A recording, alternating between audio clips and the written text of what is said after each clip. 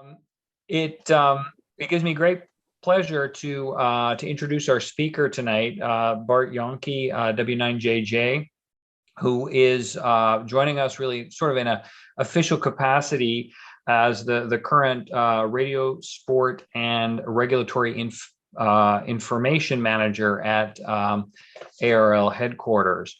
So without further ado, I'm going to turn the program over to Bart, and he's going to talk a little bit about sort of the state of contesting and what the ARRL is doing in that field. All right. Thank you, Andy. Hi, group. Thanks for joining us this evening. Thanks for inviting me. I think I can probably start the PowerPoint that I brought with me, and hopefully my bandwidth will support it. I'm on a wireless connection, but we'll just do a quick show and tell. Not anything that you haven't seen before, but maybe can introduce some different flavor to the process. So let's see here, share screen, and let's find a screen to share. How about you guys will have to tell me if I start breaking up. Far so good? Yes. All right, awesome. So let's go to slideshow, if it'll let me do that. And from the beginning, and away we go. Is that going to be too big on your screen, or do I need to use the smaller version that we had earlier? I think it looks good here. All right, awesome. So sort of just intros on this. By the way, you guys are welcome to have this and share it as your interest find. This happens to be a the DX Maps view from a few years back on 6 meters. I think my call signs. How about that? And a couple of sporadic e-openings taking place on 6 meters. Again, we are fortunate to have so many tools at our disposal to be able to monitor band conditions, receive alerts. I've got DX Maps set up to send me an alert every time there's a QSO on 6 meters better than 1,000 miles. And it also provides alerts that I like to also get feedback on other forms of propagation. How many of you folks, and I can't see all of you on the screen right now, but how many of you have the APRRS map as something you monitor possibly for, say, e-skip conditions on VHF? You guys monitor? Burton raised his hand. So again, I'm not saying that we all aren't well-rounded in that we enjoy both HF and VHF, but the opportunities, and we get a number of inquiries at headquarters about, well, I don't have much of a station, or I only rove, or I only have a technician license. And these are the kind of tools that you can go back to them with saying, hey, you know, above 50 megahertz, you're an extra. You've got all the same privileges that the rest of us do. You just don't have the HF privileges yet. You'll get them at some point, and when you do, you'll enjoy those bands as much as we do. And with 6 meter propagation picking up, band conditions are going to allow you to start working the X that you didn't expect you would ever hear or work. So again, benefits of contesting, and we talk to people, both domestically and internationally about, okay, why should we continue to support contesting? Does it occupy the appropriate amount of space in QST? The bands can't be used on weekends. All they do is they make these quick contacts, they exchange no useful information, etc. Well, guess what? It does do a number of positive things for amateur radio. I was explaining even to one guy on the phone today. He was complaining that special event operations on the work bands were occupying space that shouldn't be used for contesting. And I explained to him how, you know, there are differences, but think of it from 30,000 foot view. Our band privileges, allocations are always under fire from public and government interests. And if they were to connect to a wire antenna with a spectrum analyzer, are they going to find that our spectrum is is one signal after the other populated, or are they going to find that they're just are simply bands that are dead? Now, are they dead because we didn't call CQ? Are they dead because they didn't tune across the bottom of the band where CW and FT8 is taking place? Or are they dead because this is the reserved space for non-contest operators? So use the bands, I think, is first and foremost. Promote activity. Help get somebody set up in whatever minimal configuration will get them to appreciate and enjoy what we enjoy. And of course, the usual, challenge ourselves to build and improve. Anybody been following K9CT's construction over the last couple of months? No, maybe. He just put up a 3-element 80-meter beam on top of a Luso tower. So again, money has its benefits, but it's also interesting to see those things and to see it come together for him. And it'll be interesting to hear its signal on 80. So providing and encouraging competition. Well, I'm not sure he who dies with the most amplifiers wins, but certainly get on, hone your skills, and compete in a friendly and enjoyable way. And that's what your club is about. It's about all of these things. Strengthening our readiness for public service. I mean, that in and of itself is a reason for contesting, because we want to exchange information precisely so that we're not penalized, and to convey enough information to be meaningful. Now, granted, some people say, is FT8 a mode we should use in field day? How can you convey anything useful? Well, guess what? If somebody has a QRP or a low-powered rig with FT8 and they come across or are injured themselves in hiking or something, they will be able to send out in bursts of information that you and I can't hear by ear, information about their location, possibly their grid square, what they need, what their condition is, and those few bursts of information at low power from a very obscure location can save their lives and save other people's. Using our allocations, I've talked about that as well. Enhancing international goodwill, at the no-brainer, and finally having fun on the air. And of course, you have to pay attention to the graphics. As you know, we have 15 primary contests, as well as 9 other operating events. I've added to this list now the ARRL International Digital Contest. These are all contests in which club competition is available, as indicated by the plus signs next to the events. Again, some of these are VHF plus, others are the wide variety of HF events that we enjoy. Some focal points for you, as most of you know, and especially if you're an operator, the January Ready Roundup is going to become exclusively Ready come 2023. That's an offshoot of the digital contest being everything but Ready that began this past June.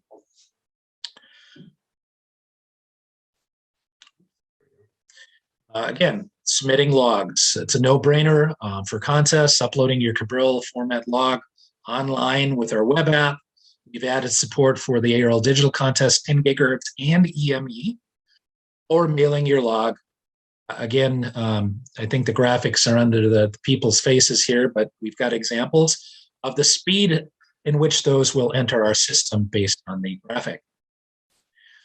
What happens after your log is received? And again, many of you know exactly what to expect. You're going to get an acknowledgement, a confirmation number. Errors, if any, are going to be reported as a part of the upload.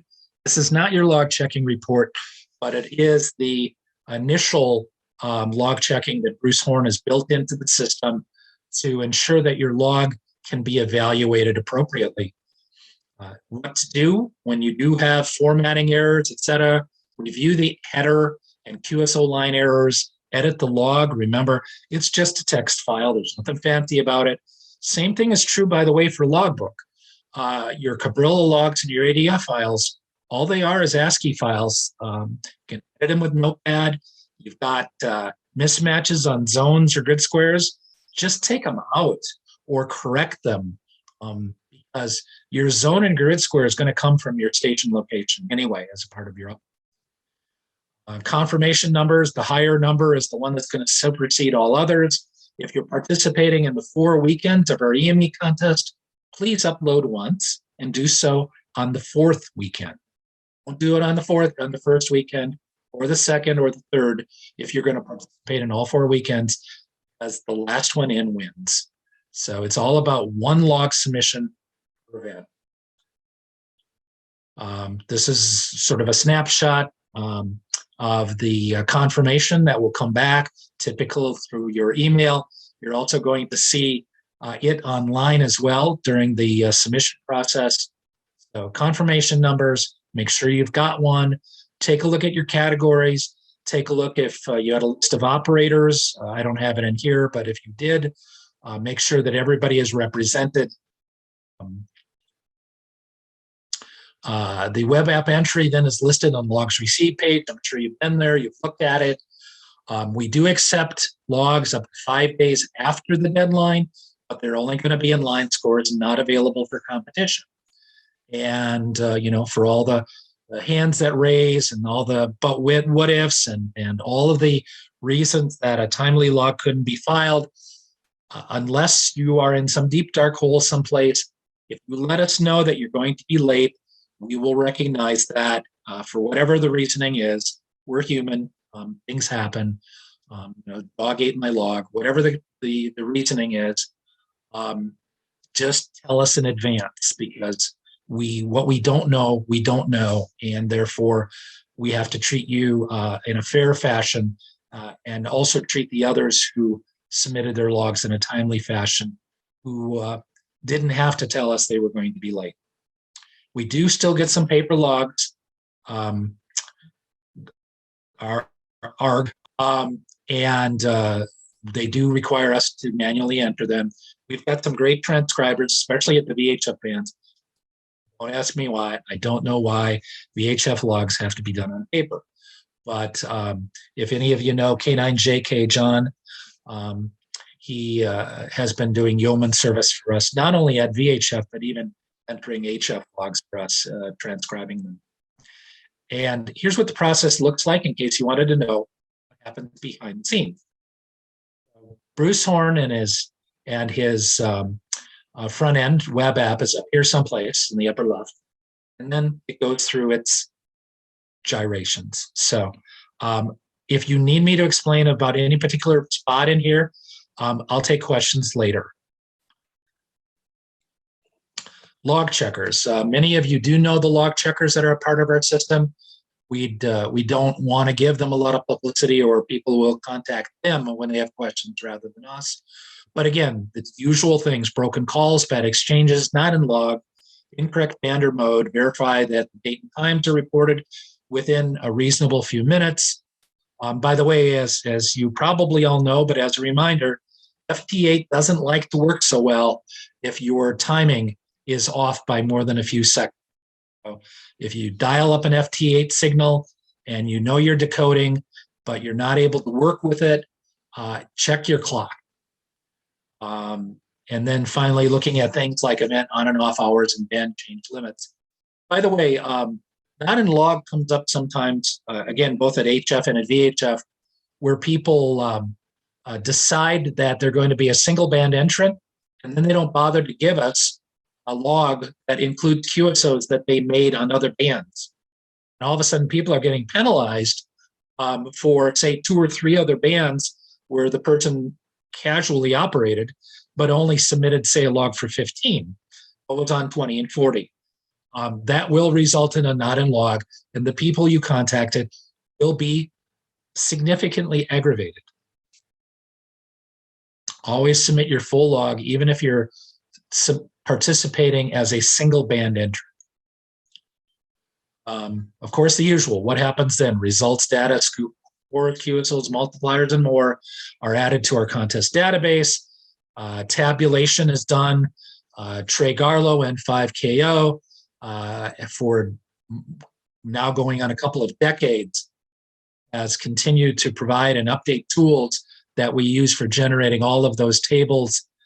Bruce Horn provides the front end and the database. Trey is the table guru. All things related to that, including time to look at records. And he and a number of his volunteer elves. By the way, Trey's claim to fame is that he doesn't tell you how things work. He just says that little elves in a hollow tree go to work after the data has been edited. And then finally, results are published and just summarized only now in QST. It's a little bit of the list of our authors and those people who are working behind the scenes on the more forward-looking activities that we have. Again, you know many of these names. Some newer addition people like Russ Healy, K2UA, joined us for the 10 gig and up contest. Skip Paulson, W1PV, for the EME event, after K1DS had been doing it for a number of years. Who else we've got here? Doug Grant, of course, is dabbled in a whole bunch of things that we do. And again, if we can find authors for some of the events you see with the yellow asterisks, we invite that. I think it brings good variety, flavor, differences of view to the event write-ups. It just keeps them fresh. The same write-ups by the same people at headquarters over and over again, I think can become more analytical and statistical and less flavor.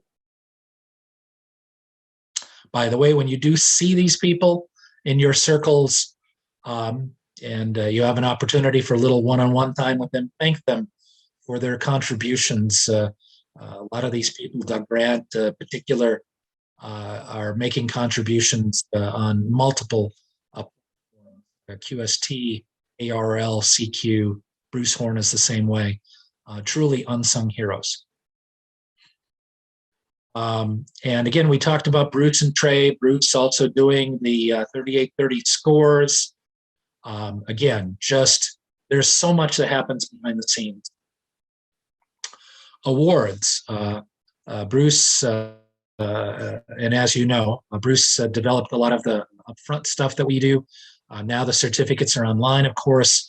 It's a quick way to find out sometimes, did we even get your log? Some people will find out relatively quickly just by going to certificates to see what's out there and kind of working their way backwards. So certificates, log receive, etc.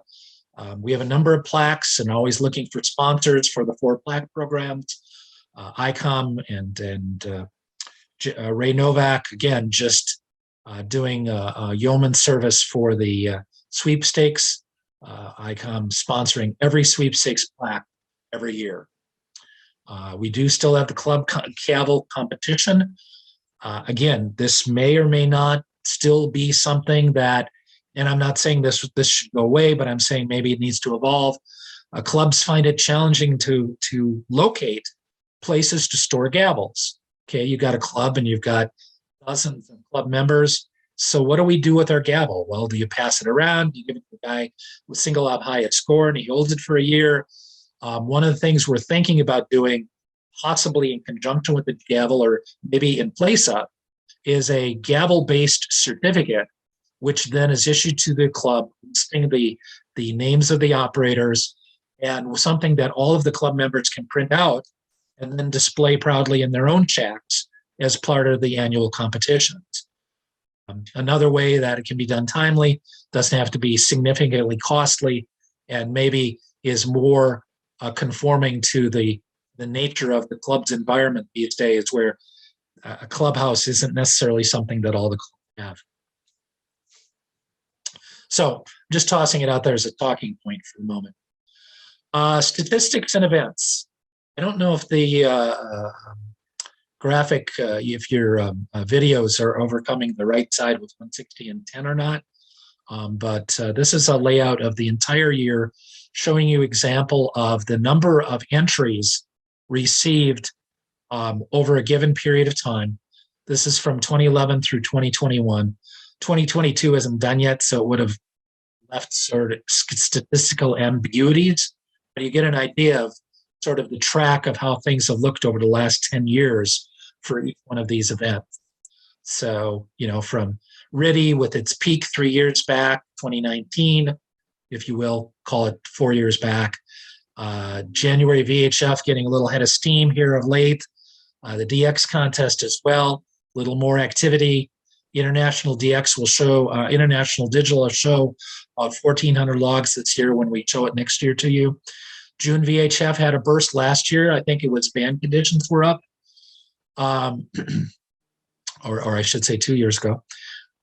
Field day, we had that big push, obviously, during COVID. People operated from home, over 10,000 submissions.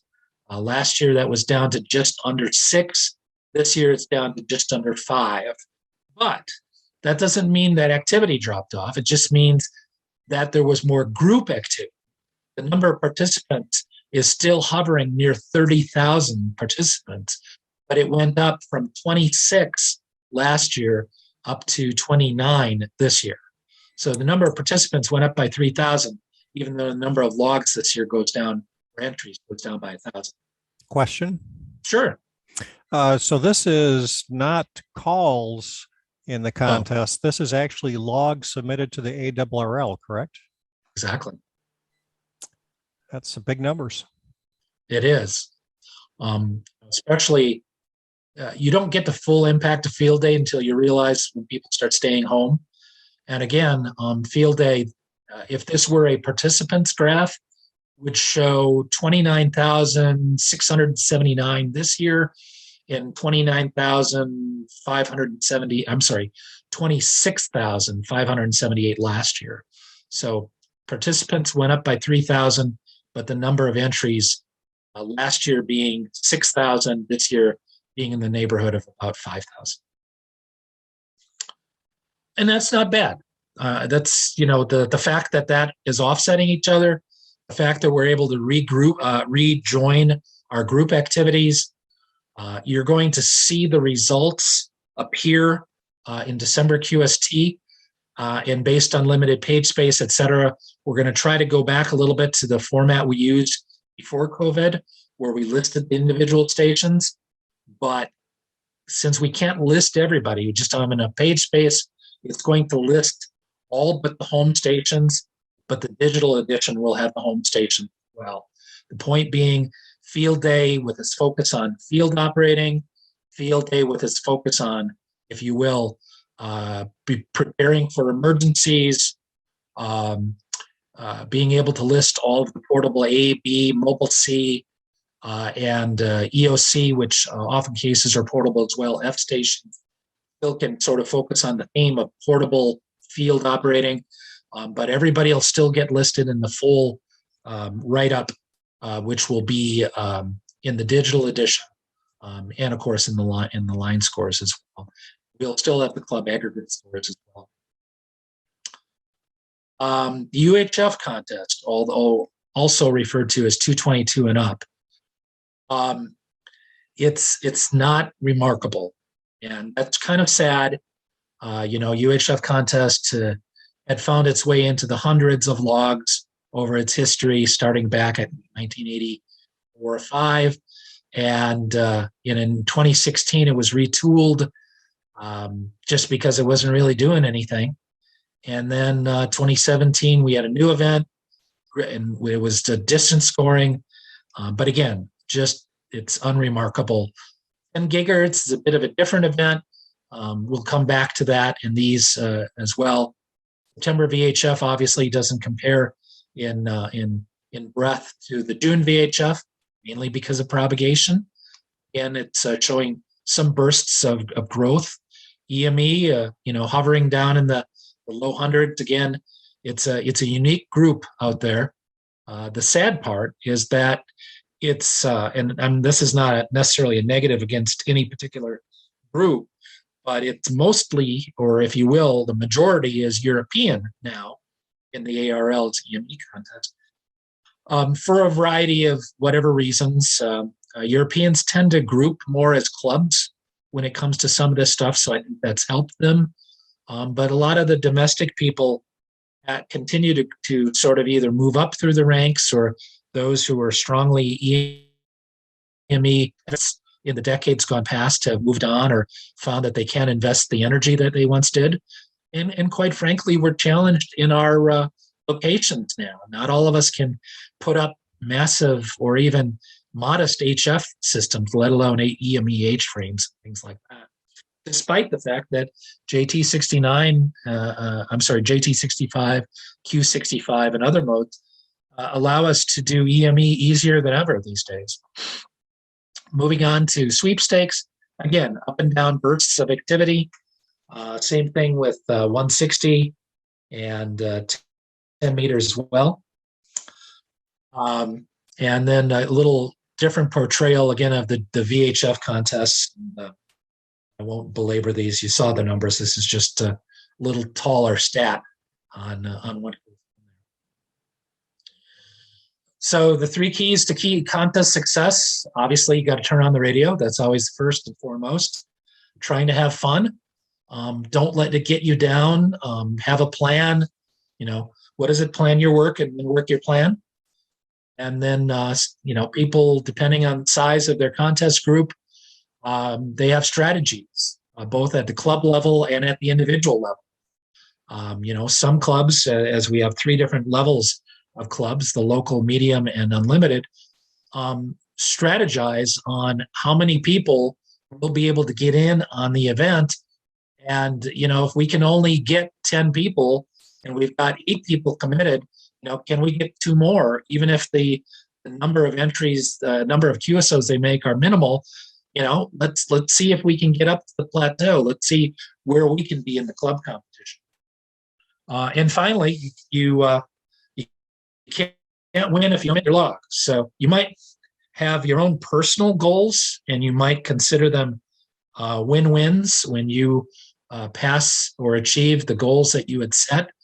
But send in your logs so that not only your personal goals can be seen, but also that the club can benefit from your contribution, and you can see your activity grow beyond just your individual achievement. What else we got here?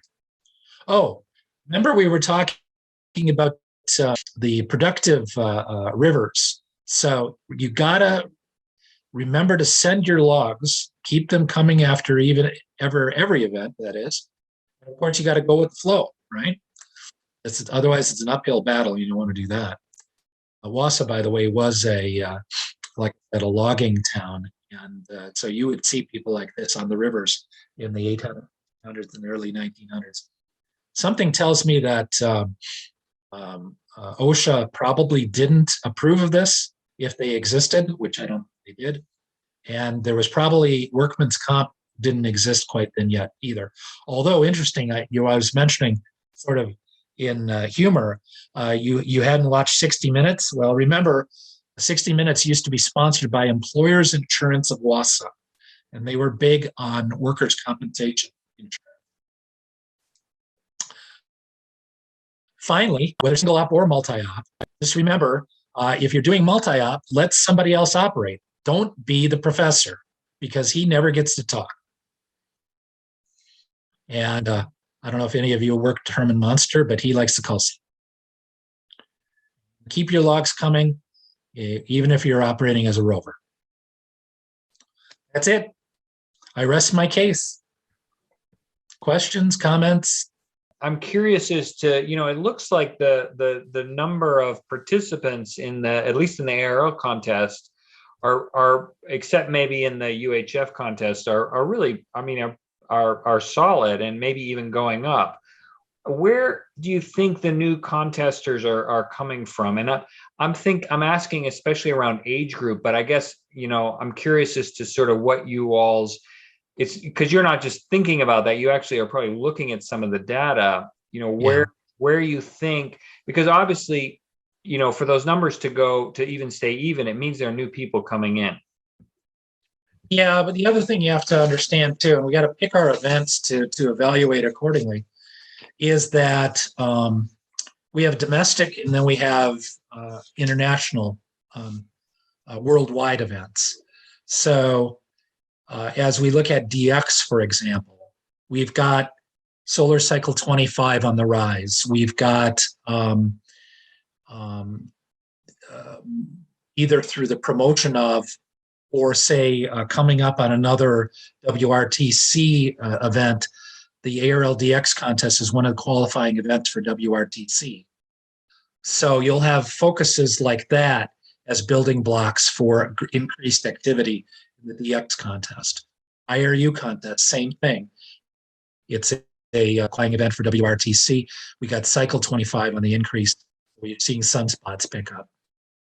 Same with the RIDI event. We had a spur of activity. I think it might show some decrease potentially because we're not going to have any of the FT crowd joining in on it. 10 meters is a worldwide activity. So I think as you look at those, you ask yourself, okay, what's the community? The community is worldwide. We've got Cycle 25. I don't think we can focus on, for them, any burst of domestic growth. When you look at Field Day is what it is. June VHF, there's a place possibly where people are seeing an increase again in Cycle 25 and ban conditions. So, and then Sweepstakes is probably sort of the great equalizer. I think it sort of tells maybe the broader story of you've got, as we look at the age groups, because the exchange is when was your first year license, we see the two regions, the older group and then the newer group, and there is some growth in the newcomers, and we organizationally think that the growth area is probably more MCOM related. People coming in emergency communication fields, recognizing that having a backup system is valuable, starting to understand and appreciate what amateur radio is about beyond. And so I think we see a little growth from that. But I think by and large, the growth is international. And although we're going to be talking up, youth participation in Field Day, we've gotten a lot of photos. Fortunately, we got a lot of youth photos too, and we're going to embellish those. But the photos in the crowds aren't looking as youthful as they did 30 years ago.